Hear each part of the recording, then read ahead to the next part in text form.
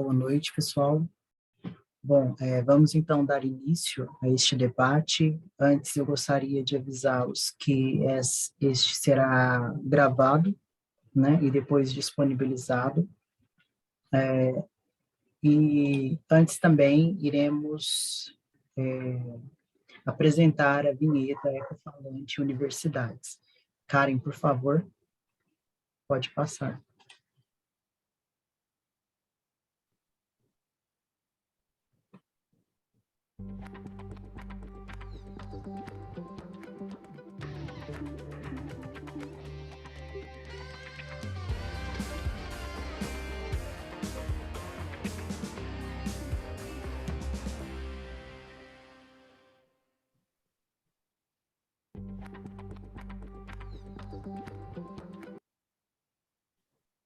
Bom, boa noite. Meu nome é Daniel, sou integrante do PET Engenharia Ambiental e Sanitária e, em nome dos realizadores desta atividade, dou as boas-vindas a todos vocês.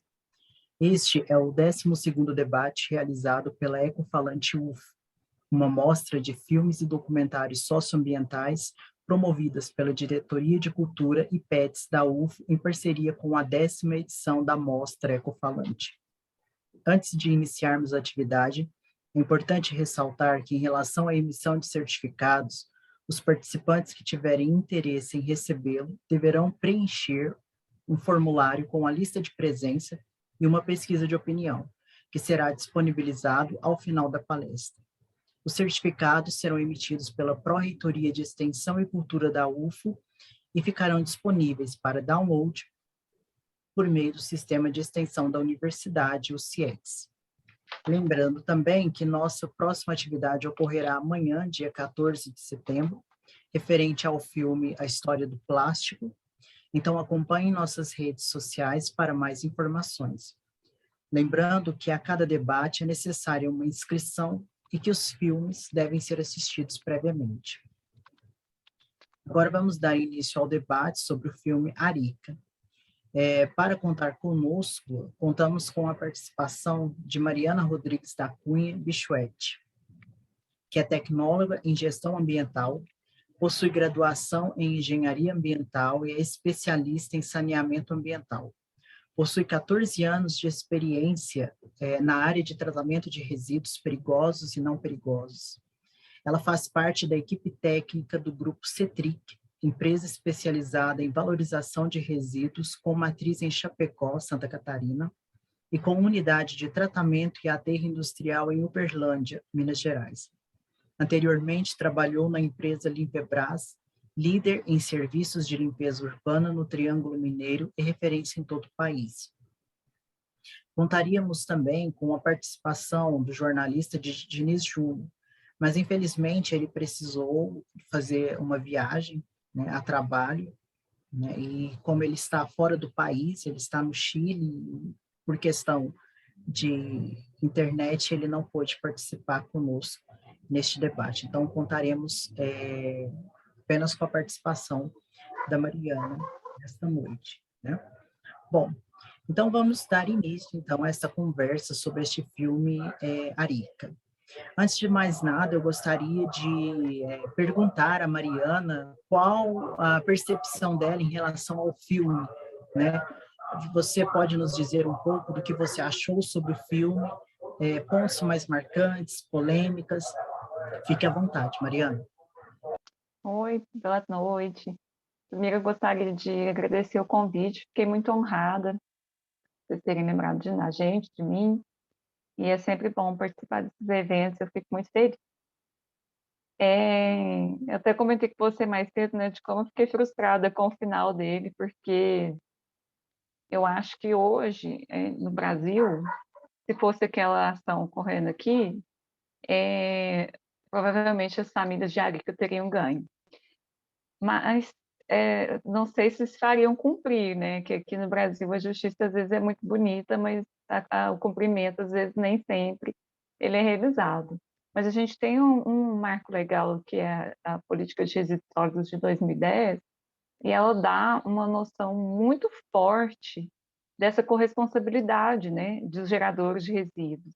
Então, a gente vê que hoje não tem como mais a empresa aqui no Brasil falar assim: "Ah, mas eu vendi, eu dei esse resíduo, eu mandei para o tratamento", é problema da pessoa que não tratou, né. E hoje a gente não imagina isso mais aqui no Brasil, não existe, uma questão nesse sentido.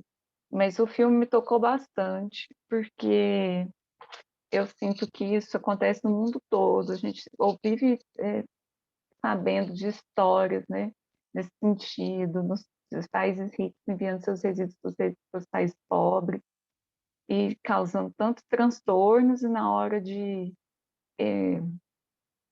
realmente, né, consertar as coisas, eles não querem. E no final do filme também, acho que é o Lars faz um comentário falando que a Boliden gastou muito com defesa, um dinheiro que às vezes eles poderiam ter aplicado, né, na remoção dos resíduos, na indenização das famílias. Eu estava pensando justamente isso durante o filme, como a inversão de valores é complicada, né?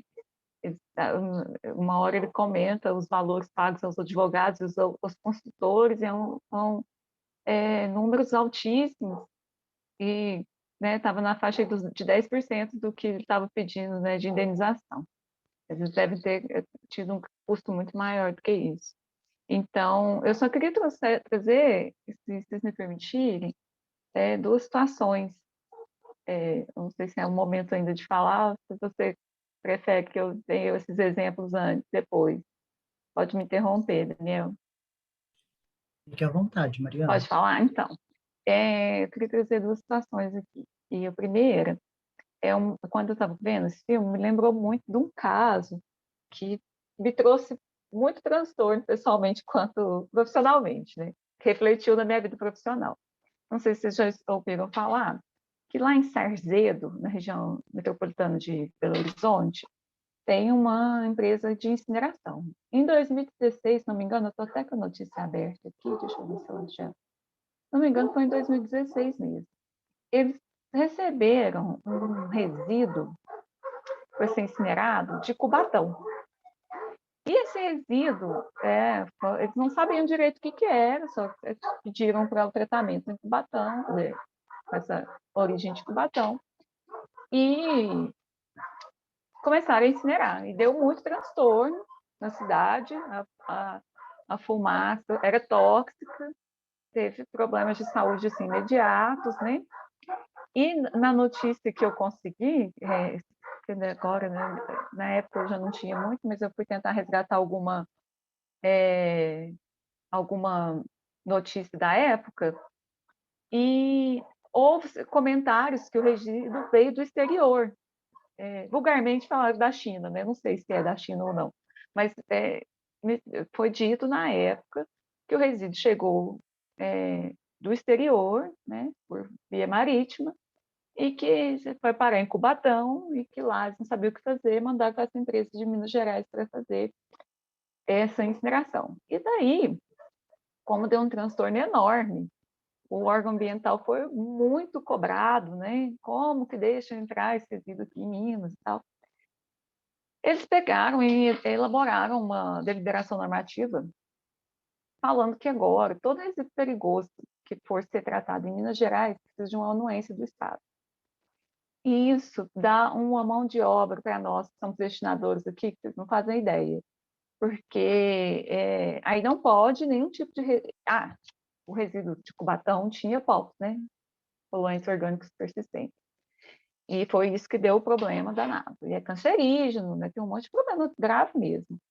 Mas agora todo mundo que trabalha com destinação de resíduos aqui em Minas e todas as empresas que eu conheço recebem resíduos de São Paulo, de outros estados, né? Soma, Cetric, é, aqui em Uberlândia, Salto, aqui no sul de Minas, no sul de Minas também, né? Eu estou aqui no sul de Minas. Tá? Todos recebem, porque não dá para trabalhar só com o mercado interno. Então, a gente tem tido uma mão de obra danada, porque tem que fazer um relatório enorme por gerador, para falar qual que é, às vezes tem que fazer análise, de praxe é fazer análise de laboratório mesmo, né, de resíduo perigoso mesmo. aí tem que emitir a anotação de responsabilidade técnica, enfim. E isso demora, né, uma análise no Supram, e tudo isso consequência desse resíduo que realmente disse que veio do exterior e foi parar em Sarzeto para incineração. Então, isso foi um transtorno enorme para todos nós que trabalhamos. A gente fala do DN 223 com a gente que trabalha com resíduo industrial, a gente até arrepia, porque realmente dá muito trabalho, e em virtude disso. Não acho que está errado, acho que a forma que a DN foi elaborada que é mal feita, mas eu acho que é importantíssimo esse tipo de rastreamento. O CETESB, lá em São Paulo, já faz através do CADRE, né, que é um certificado ambiental para rastrear resíduos mesmo, de resíduos de relevante interesse ambiental, e eu acho que está faltando, Minas poderia ter adotado alguma coisa nesse sentido, ao invés de ter licença de transporte, e com a ferramenta maravilhosa que ela tem, que é o sistema MTR, né, ela podia ter feito de outra forma, mas não vou entrar nesse mérito, não. Só queria dizer que é por causa de um resíduo que especula-se que seja importado, né, a gente tem hoje um trabalheira para receber resíduo de outro estado aqui em Minas. A outra situação que eu queria comentar é da corresponsabilidade, né, que lá no processo da Suécia não foi considerado, né, como foi dito no documentário. Teve uma época, uns 4 anos atrás também, quando eu entrei na CETRIC, que a gente recebeu, também não consegui rastrear essa história, mas eu acredito que ela seja verídica, porque nós recebemos alguns clientes, algumas procuras de clientes para destinar resíduo com a gente. E eles contaram a mesma história, com uns 3 ou 4 clientes, falando que eles destinavam com um aterro em São Paulo, e o aterro, não lembro agora se teve um incêndio ou se foi um deslizamento. E a CETESB foi lá, investigou as causas, viu que o aterro estava sendo muito mal operado, era um aterro para resíduo industrial, e aí eles multaram a empresa, embargaram o aterro e multaram todas as pessoas, todas as indústrias que destinavam resíduos com esse aterro. Porque eles falaram assim, mas como que vocês mandam resíduos para um lugar e não vai lá ver se está sendo tratado? E não vai lá ver se vocês realmente estão sendo, se aquela área está sendo operada corretamente. E eles aplicaram a questão da corresponsabilidade, que está descrita claramente, né, na, na lei, no marco, né, da Política Nacional de Resíduos. Então, eu achei isso muito interessante, porque e realmente eu falo assim que os nossos clientes lá no CETRIC, eles são fiscais muito mais eficientes do que o nosso órgão ambiental, eles marcam colado mesmo, a gente tem clientes multinacionais, empresas grandes, nacionais, e realmente são auditorias enormes, a gente tem que preencher requisitos assim, bastante difíceis, mas eles são os nossos maiores fiscais, e isso é muito bom, porque todos estão atrás, ligados, né, nessa questão da corresponsabilidade. Por isso que eu acredito que no Brasil a Arica teria saído vitoriosa, né, porque a gente tem referência legal nesse sentido. E foi lamentável que lá não tenha sido dessa forma.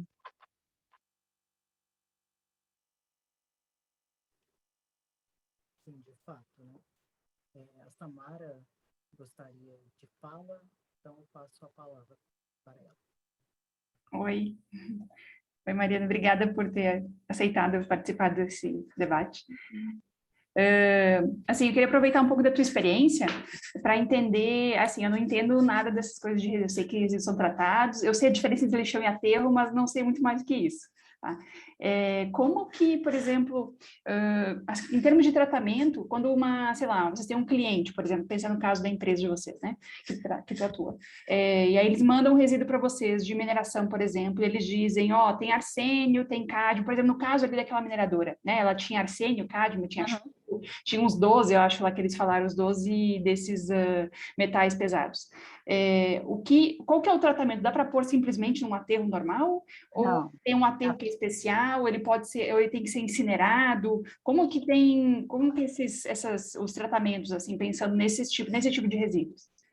Olha, com tratamento, o resíduo, em especial de mineração, eu nunca tive nenhuma experiência, mas eu sei que eles têm a maior, não existe muito tratamento, né? Tanto que as barragens são a principal forma de não é de tratamento, né, mas é apenas de estocagem desses resíduos, porque eles ainda não sabem, até que da parte que eu me lembre, muito o que fazer com isso, né? É um resíduo muito problemático mesmo. Mas, de uma forma geral, não é qualquer resíduo que pode ir para aterro, como não é qualquer resíduo que pode ser incinerado, né? E etc., das diversas formas de tratamento que a gente tem hoje. Então, quando a gente recebe um cliente, né, interessado em descartar conosco, a gente avalia, a gente pede os laudos, né, de análise do seu resíduo. Por exemplo, se for um resíduo que ele tem uma característica muito ácida ou muito básica, e for líquido, vai ser um resíduo que provavelmente eu vou rejeitar para aterro, né? Para aterro classe 1. Porque é um resíduo que vai demandar uma equipe muito técnica para fazer a neutralização dele, né? Para fazer a solidificação. Então, não é tudo que a gente vai aceitando num aterro industrial, não. A gente tem que analisar tanto os seus componentes químicos, né, as substâncias químicas presentes, seja sólido ou líquido, quanto a incompatibilidade entre os resíduos que a gente mais recebe, né? No caso da TZ, o carro-chefe dela são resíduos contaminados com hidrocarbonetos. Então, se for um resíduo que dá reação ou é incompatível com hidrocarbonetos, a gente já rejeita de cara, porque eu posso até neutralizar ele antes, mas na hora que ele chegar lá na minha célula, ele provavelmente pode ter algum tipo de reação indesejada. Então, essa análise é bem criteriosa, mas existem também formas de minimizar ou de neutralizar, né, os resíduos quando ele vem com características que a gente não consegue tratar, levar direto para a célula, por exemplo.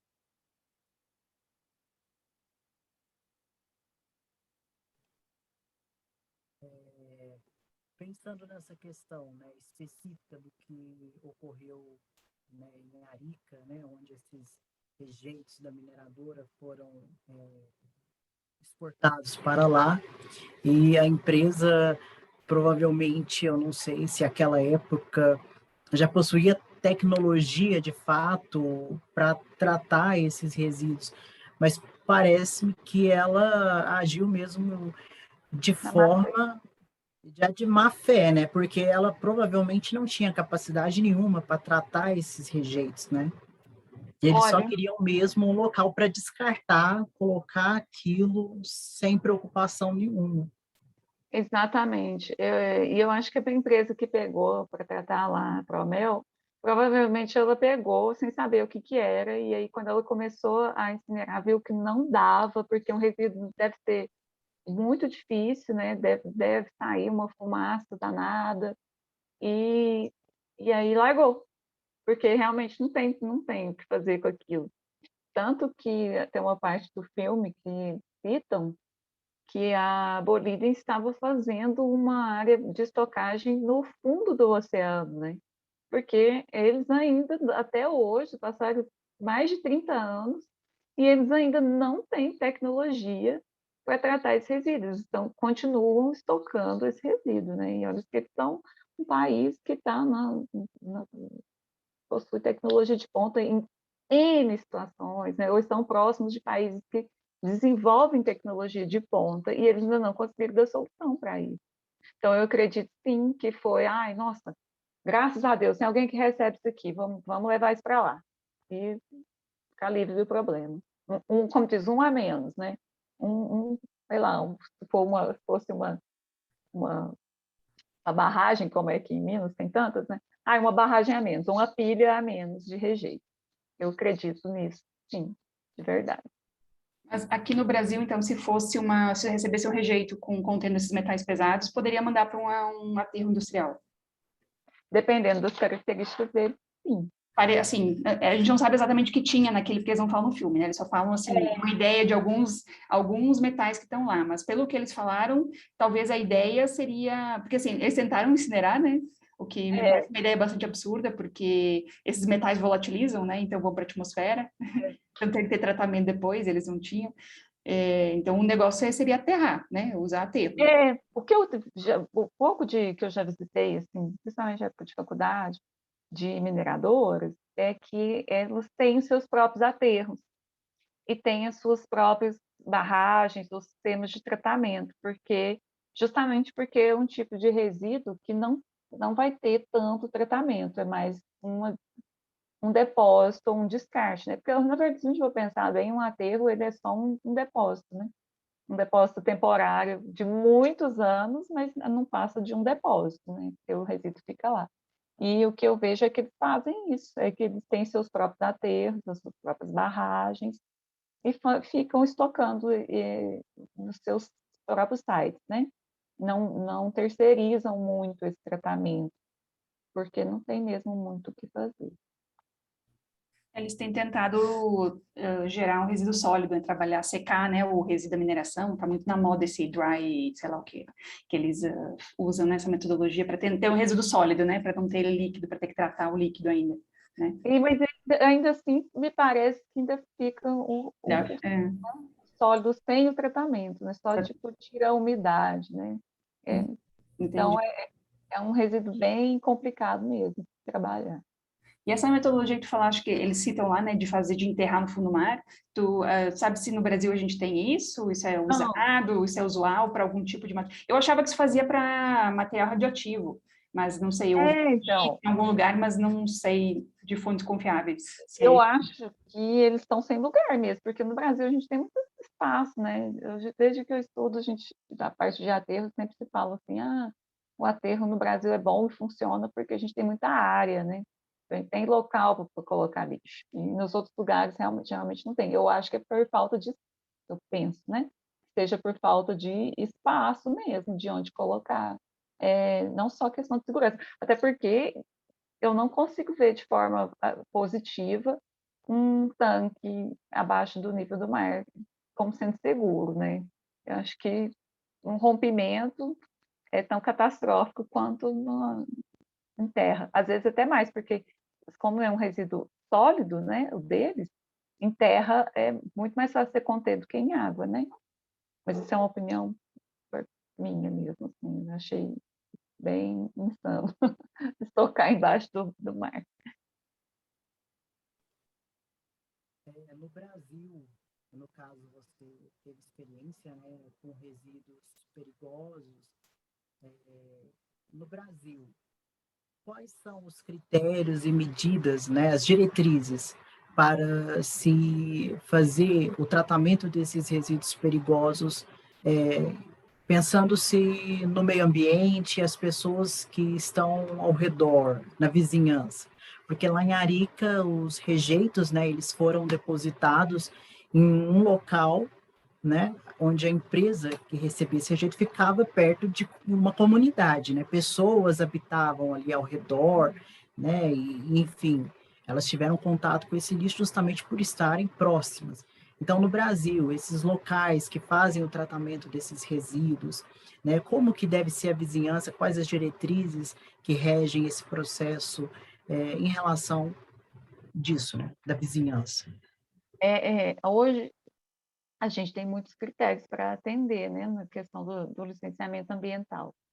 Hoje tem distância mínima de aeroportos, né, o aterro não pode ficar a menos de 20 quilômetros.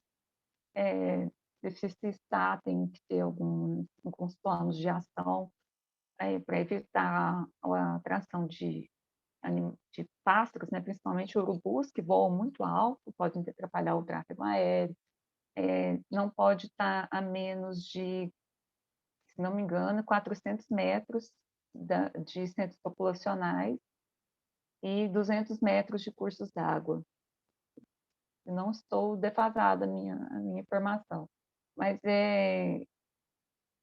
considera-se também na avaliação, lógico que existem esses critérios, mas eu já trabalhei com licenciamento de alguns aterros, e os analistas não consideram só isso, ainda bem, né? Assim, só essa distância que, se você for pensar, ela é pequena, né?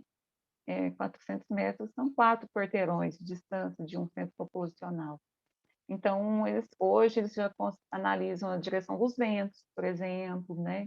tem que ser, até mesmo para alocar um distrito industrial hoje, ser considerado, é, a declividade do terreno, considerando-se a possível, né, infiltração de chorume no solo, considera-se também a área de captação de água do município, que essa área de aterro esteja longe, né, também buscando, porque tudo pode acontecer, né, pode ser um aterro super bem operado, pode ter um acidente, pode ter um rompimento de um duto de um dreno de chorume, enfim. Então, algumas outras questões são levadas em consideração na hora da análise, que não necessariamente estão nos DMs ou na BNT, mas hoje eles já se preocupam com esse tipo de critério também.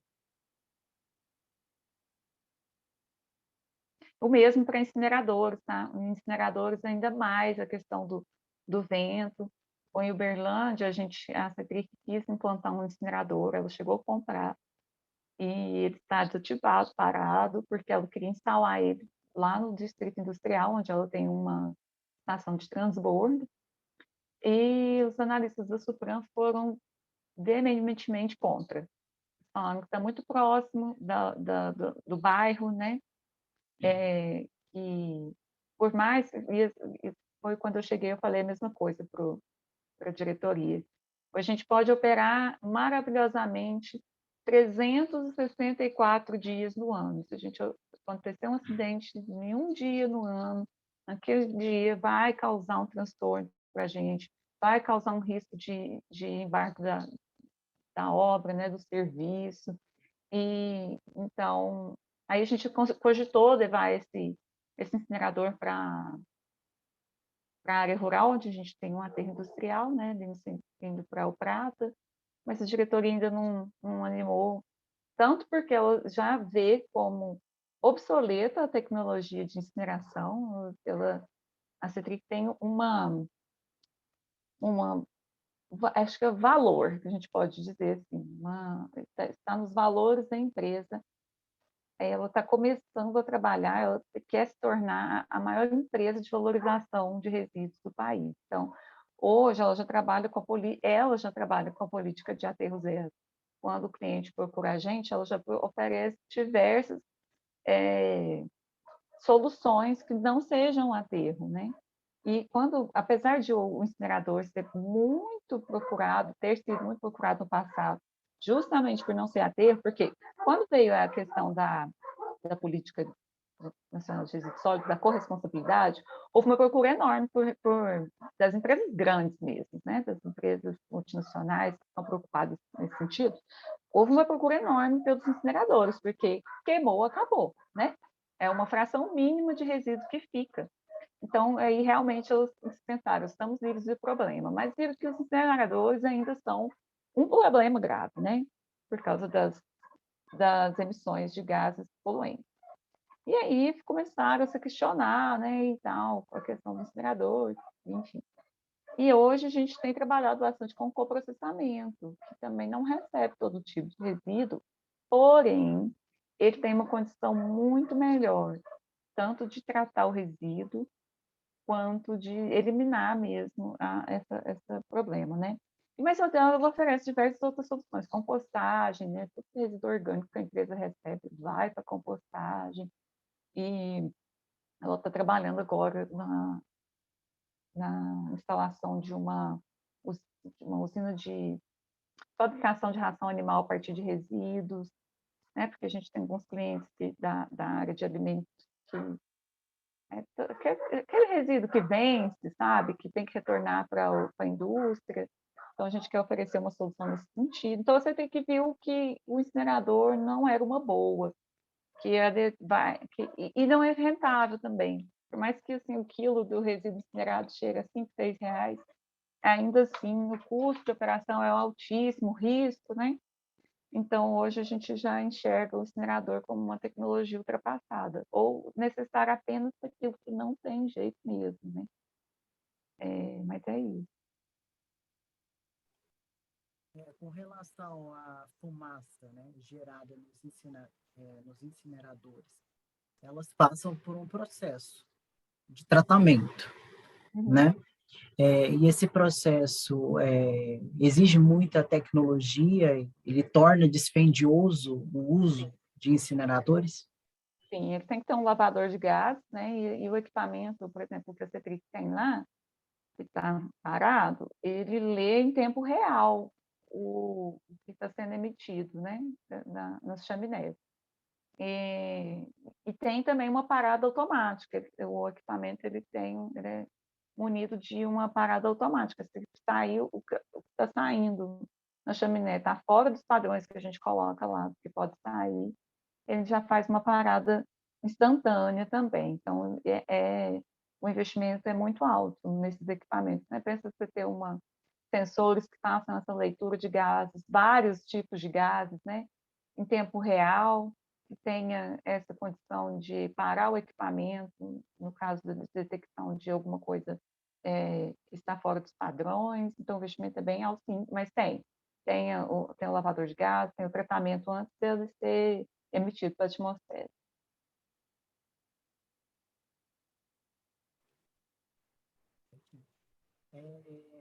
Com relação, a gente viu também no filme, né, ele traz essa questão mesmo do resíduo em si, do tratamento dele, da disposição dele, que foi incorreta, que não recebeu tratamento nenhum, e tem essa questão também dele ter sido exportado, né, ele veio de fora, e o Brasil, ele já discutiu, você sabe se o Brasil já discutiu essa questão de receber resíduo de fora para tratar? O Brasil teria essa capacidade ou não? Isso é algo fora de cogitação? Eu vou testar aqui e olhar agora, mas eu acho que isso é regulamentado pelo IBAMA, que é permitido receber, mas não, porque também tem uma questão que nem sempre é para o tratamento, às vezes é utilizado como matéria-prima ou para... Com certeza, pode contar, pode entrar em contato, que a gente vai ter muito prazer em receber É, você. É, então, se não me engano, isso é regulamentado. Como eu nunca trabalhei com isso, eu estou um pouco na dúvida, mas eu tenho quase certeza que isso é regulamentado por uma resolução do IBAMA para receber resíduos de outros locais para tratar ou para receber como matéria-prima.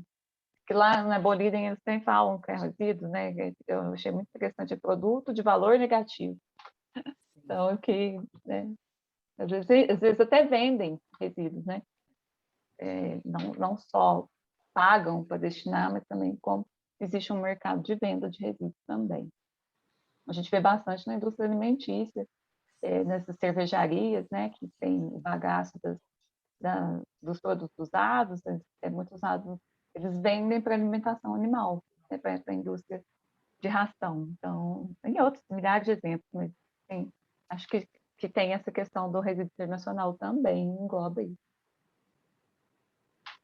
sim, no Brasil teve uma questão ainda, o debatedor que não pôde comparecer, ele iria apresentar isso, que em 2009, né, o Brasil recebeu aí toneladas de lixo, de resíduos e resíduo perigoso até vindo da Europa, né? Então foi aí um escândalo à época, foi no porto de Rio Grande do Sul, que chegou esses containers com toneladas de lixo, né?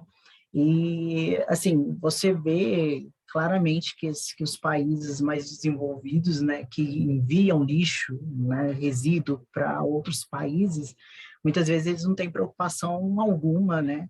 E esses containers chegaram no Brasil e fica aquela dúvida mesmo, assim, como eles fazem isso, né? Porque se eles mandam, né, esses containers, porque alguém vai receber, né? Então eu fico pensando como que se dá esse trâmite, né? Essa relação, quem assina para poder receber esses resíduos, né? E a pessoa que está lá também, enfim, eles fizeram uma investigação, né? Disseram que fizeram uma investigação, prenderam apenas 4 pessoas, né? 4 pessoas apenas responsáveis Mas, por essas Daniel, toneladas. eu acho que nesse caso aí, inclusive esses resíduos que chegaram, eles não eram declarados como resíduos, não era para ser assim, resíduo, né? Tinha algum Sim, nome lá, eu não lembro o que era é para ser brinquedo, alguma sim, coisa assim. Sim, E eles era, abriram, né, o negócio, o container para verificar, e o cheiro saiu de um monte de material de resíduos, né? Acho que essa é a história do caso. sim, parece que também tinha, eles enviaram como se fosse mesmo para doação, para caridade, entendeu? Parece que tinha resíduos eletrônicos, eles falaram que era eles estavam doando para estimular a tecnologia no país, entendeu? Doando produto de informática para desenvolver, ter centros, né, de computação e tal, enfim, era uma doação aquilo. Numa das fotos que eu vi, estava escrito, esses brinquedos são para as suas crianças, mas era lixo, entende? Era lixo, abrir o container, era puro lixo. Então, você vê que, sinceramente, assim, eu fico perguntando, né, quem iria receber, como, porque alguém, com certeza, deve ter algum brasileiro aqui que deve ter, não, manda para cá, e eu penso, qual o fim que eles dariam a isso? Para onde é, então iria isso, né? essa questão do lixo, os meus colegas, vocês também que estão, logo serão engenheiros formados, tem muito preconceito em falar lixo, né? Mas eu acho, é resíduo. Eu falo, gente, vai para o aterro e não tem mais nenhum uso desse produto, é lixo. Não tem outra palavra para falar. Resíduo, eu acho que é quando você tem algum outro tipo, né? Alguma outra, vai reutilizar, vai reciclar, vai fazer outra coisa, igual matéria orgânica, né? Vai fazer um composto, aí sim a gente pode chamar de resíduo. Mas depois que vai para aterro, é lixo, não tem outro nome, né? E a gente tem que tratar como lixo para incomodar e para falar, para mostrar que aquilo precisa de uma solução que tem, mas que precisa de toda uma cadeia envolvida, né, para realmente funcionar. E essa questão aí desses países desenvolvidos, né, eu fico pensando assim, nossa, são tão desenvolvidos, mas consciência ambiental zero, né? São muito bons também para criticar, para falar como a gente deve agir ou não. Sou totalmente defensora da Amazônia, gente, total, e acho que tem que boicotar mesmo o Brasil, porque está destruindo, enfim. Mas, assim, são muito bons em, né, criticar, mas na hora de mandar o resíduo para cá, ou para a África, ou para o Chile, não tem nenhum pudor, né, não tem nenhum problema em fazer isso. Então, lá no filme fala também, né, uma das afetadas fala, o dinheiro compra tudo. E, e é isso mesmo, assim, o que eu acredito, infelizmente, porque não tem, o que foi mais barato, foi a solução mais fácil, e por mais que seja, eles sabiam que era ecologicamente incorreto, eles sabiam que aquilo ia trazer transtornos, né?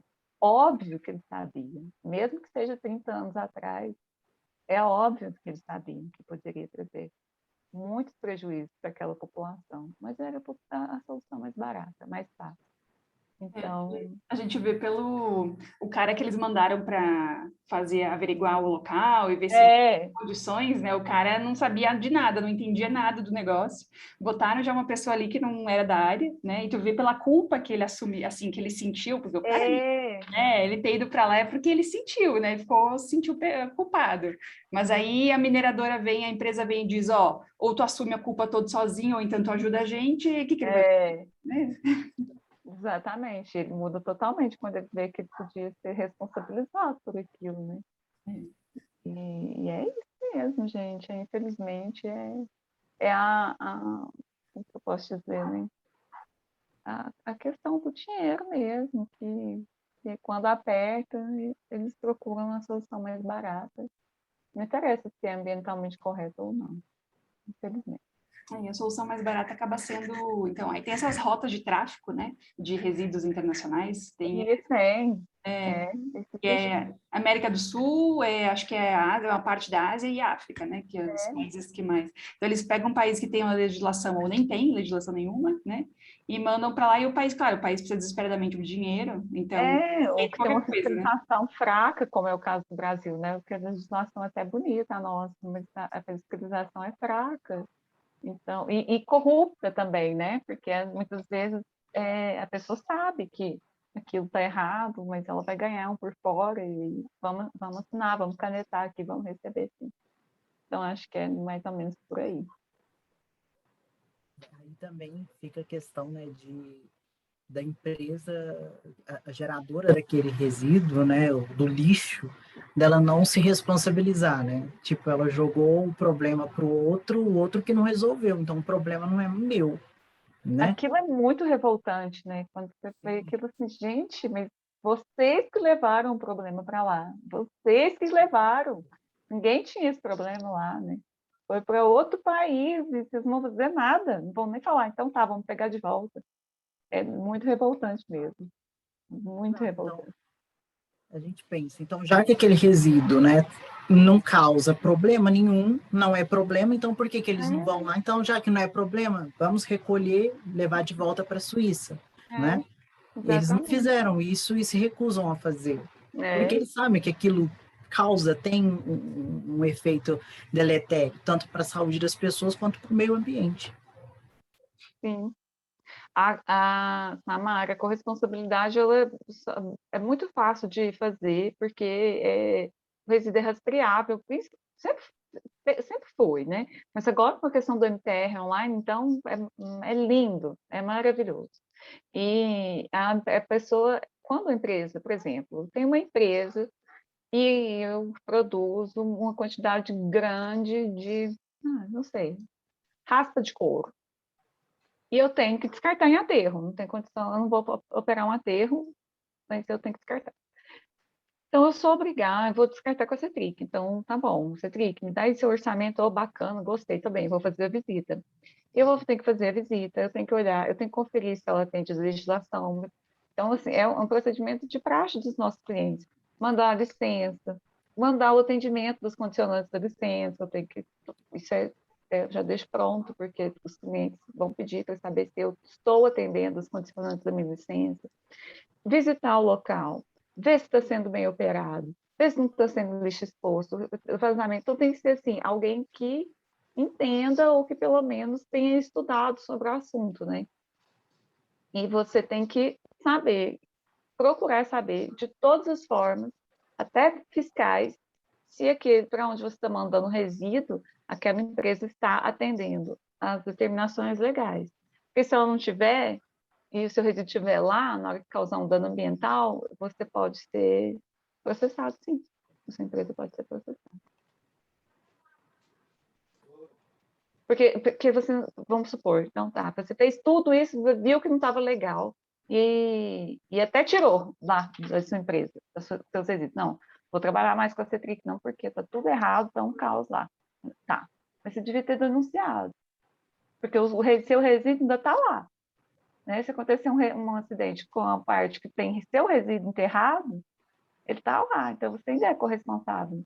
Então, até se você fiscaliza, você não fiscaliza, se você fiscaliza e não toma nenhuma atitude quando encontra algo errado, você pode ser corresponsabilizado por nação, né?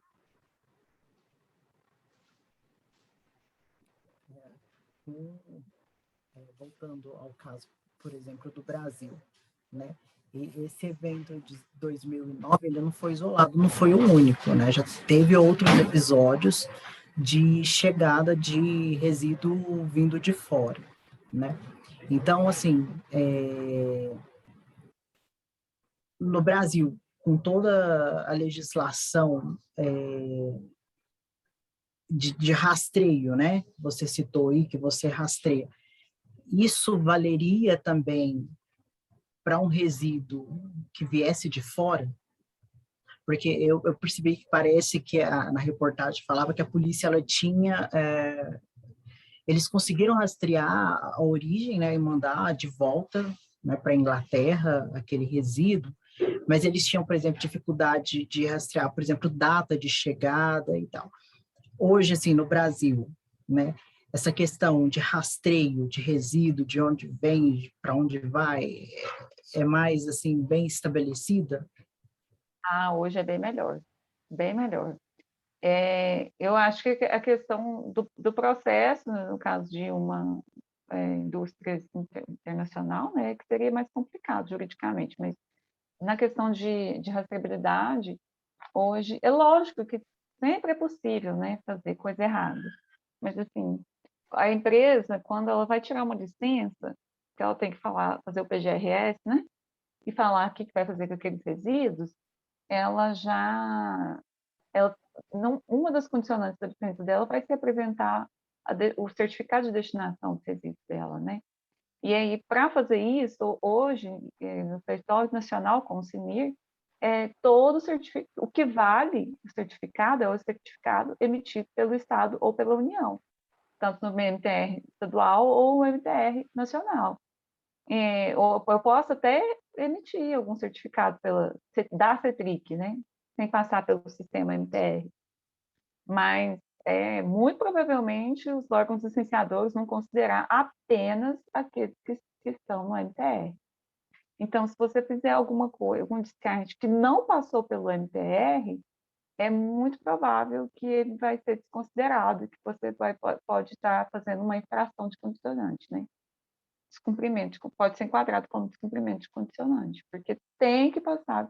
São raras as exceções que não precisam de MTR, né? Raras. Resíduo interno, né? Por exemplo, lá uma usina de cana-de-açúcar gerou num setor, foi reaproveitado em outro, não precisa de MTR. Coleta de lixo urbano, que milhões, milhares de viagens por dia, né? Também não precisa de MTR. E alguma coisa de resíduo de construção civil, mas o resto, todos precisam. Então, eu perdi a pergunta aqui, como que eu faço, né? Para ler. Eu posso falar. Eu queria saber se esses aterros, depois, então, imagina assim, né? Ele enche, né? Vai colocando coisa lá, né? Tem as camadas e tal. E aí, uma hora que ele ficou cheio, a parte em cima dele pode ter alguma coisa ainda, né? Porque lá, por exemplo, era um parquinho, né? Mas, ou isso é uma área que tem que ser totalmente isolada, não pode ninguém nem chegar perto. Como é que funciona isso? Depois que ele está cheio? Encerrado, né? Isso. Vai depender bastante do aterro. Aterro municipal pode fazer. O problema principal de um aterro, qualquer um, é o recalque, né? Porque geralmente esse que tem resíduo orgânico, por exemplo, a fração de resíduo orgânico num resíduo municipal, no lixo urbano, vamos colocar uma média de 50%. Esse resíduo que é sólido e que está lá no bolinho, né? Naquela camadinha assim, fez um bolo, né? Uma camada de bolo dela, e é um resíduo sólido, está lá, ele vai ser transformado em líquido e gás, né? E tem os drenos que vai tirar o líquido de lá de dentro do aterro e o dreno de gás que vai queimar o gás. Você concorda que vai formando espaços vazios dentro dessas camadas? Elas vão se achatando. Então, isso se chama de recalque. E aí, não pode fazer obras em cima de um aterro por causa disso, porque vai despencar, né? Qualquer coisa que fizer de edificação vai despencar. Mas as propostas que pode fazer, depois que acabar a geração de líquidos e de gases, pode fazer um parque, pode ter se for possível, aterrar e ir fazendo remendos, né? À medida que for fazendo um recalque, jogar um pouquinho de terra, um campo de futebol, uma área de caminhada, uma pista de corrida, de kart, por exemplo, né? Mas tudo para fins, geralmente para fins de lazer. A média para um aterro, por exemplo, de Uberlândia, que, né, operou de 95 a 2010, ele parou agora, em 2020, de produzir gás de chorume. Não, de produzir chorume. Gás, eu acredito que ele ainda parou, não. Assim, diminuiu a ponto de secar na época de estiagem, porque na época de chuva vai acabar entrando, né? Mas na época de estiagem, então, esse a gente já considera como praticamente já não há efluentes nele mais. E acho que ele ainda produz um pouco de gás, porque lá tem a usina de geração de energia. Então, se não estou enganada, ainda produz um pouquinho de gás no aterro antigo, no aterro encerrado. Então, como lá ainda tem, né, ainda há atividade lá, não se fez nada, é uma área monitorada apenas. Mas existem essas opções de se fazer coisas para lazer da população no aterro. Mas, é claro, desde que não esteja mais emitindo gás nem líquido, porque o gás pega fogo, né, pode queimar alguém, e o líquido ele também contaminante, ele pode fazer mal se a pessoa entrar em contato com ele, né? Mas geralmente são essas as diretrizes, né? Quando a gente escreve um plano de encerramento para um aterro, pensa-se nisso, que a área fica isolada de 10 a 20 anos, e depois, geralmente a gente usa até 20 anos, né? No tempo de monitoramento. E depois fazer algum tipo de coisa nesse sentido.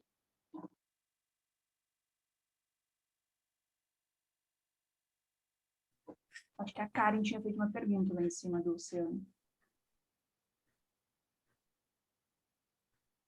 Eu não consegui entrar pelo computador, gente, e pelo celular eu fico meio... Ela está com um eco-falante. Sobre a disposição, né, nos oceanos, esta é a pergunta dela, né, sobre a disposição nos oceanos, a profundidade de deposição é o suficiente para evitar contaminação da vida marítima, da vida marinha e até mesmo da água? Ela perguntou? É. Eu não conheço, mas eu não consigo acreditar que seja de forma segura, na minha opinião. Apesar de eu não conhecer tecnicamente, eu não vejo, porque assim, a gente sempre vai trabalhar, meio maquiavélico isso, mas a gente sempre vai trabalhar com a possibilidade de ter um acidente, né? E um acidente no oceano me parece que é muito difícil de conter, né? Então, eu não acho uma forma segura, não. Mas eu não conheço tecnicamente os dispositivos, então não me sinto apta para falar, mas assim, de uma forma meio leiga, eu fico meio preocupada. O José Matheus pediu... Fala, Matheus, pode falar. Isso. Tenho uma dúvida, queria ver com a Mariana, porque o filme é uma coisa que ele se destaca, e até ele é categorizado na categoria de ativismo, por conta muito dessa ação que ele acaba fazendo de querer documentar, querer falar sobre esse crime que está acontecendo. Então, ele vai atrás, é um processo que dura ao longo de 15 anos. Então, isso já mostra bastante dessa questão dele ir atrás das informações, querer fazer com que a justiça aconteça, que até acaba lembrando um pouco aquele filme também, norte-americano, o Erin Brockovich, que fala sobre essa relação também de empresa, contaminação. Aí tem a personagem que a Julia Roberts faz, que ela tem que resolver isso, então ela pega essa situação, vai buscar resolver. Só que por mais que seja muito bonito isso que aconteça, eles estão fazendo esse papel deles, que realmente é super importante, mas era um papel que a empresa devia ter feito, ou mesmo o próprio governo, o próprio país ter realizado. Então, queria que você falasse um pouquinho mais como funciona isso também aqui no nosso país. Que realmente o filme é incrível, maravilhoso, mas se realmente tivesse as partes também tivessem contribuído nesse sentido, poderiam ter ajudado a resolver esse processo muito antes, que infelizmente acabou não sendo resolvido, né? E eu acredito, gosto disso, que trouxe o exemplo desse filme, né? As ações duram muito tempo e raramente o governo intervém. Outra questão que me lembra, que ficou muitos anos parado e agora parece que saiu alguma coisa, foi da Vale, né, aqui em Minas. Mas houve uma pressão muito forte também, né? Se eu não estou enganada, essa verba que saiu agora, mês passado, para todos os municípios de Minas, que foi a indenização da Vale, ela ainda é de Mariana, né, do rompimento que teve em 2016. Foi até rápido, né? Se a gente for pensar, foi muito rápido essa indenização, mas ela fez corpo mole, os afetados, né, ainda estão vivendo em hotéis, tem muitos ainda que enfrentam vários problemas, não foram relocados, enfim. E a gente tem essa situação ainda aqui. E com relação a Brumadinho, que foi ainda pior no nível de contaminação, né, porque ela praticamente matou o Rio Doce, né? a gente ainda vê muito pouco a ser feito, porque o último acompanhamento que eu fiz, o governo, eu achei ainda inapto ou ainda pouco, uma cobrança muito pequena em cima das ações que ela poderia estar fazendo de revitalização. Deveria ter sido muito mais imediata, né? E não foi. Então, eu acredito que, da parte governamental, é difícil em todos os países. É um assunto delicado, porque envolve muito empresas grandes demais, né, poderosas, com influências aí no Congresso, na presidência. Estou falando do Brasil, estou falando do mundo, né? E eu acho que os governos enfrentam esse problema em todos os lugares. Essa dificuldade, por mais que ele tenha um papel de fiscalizador, de multa, né? Ainda assim, é difícil fazer cumprir essas penalidades para as empresas que poluem.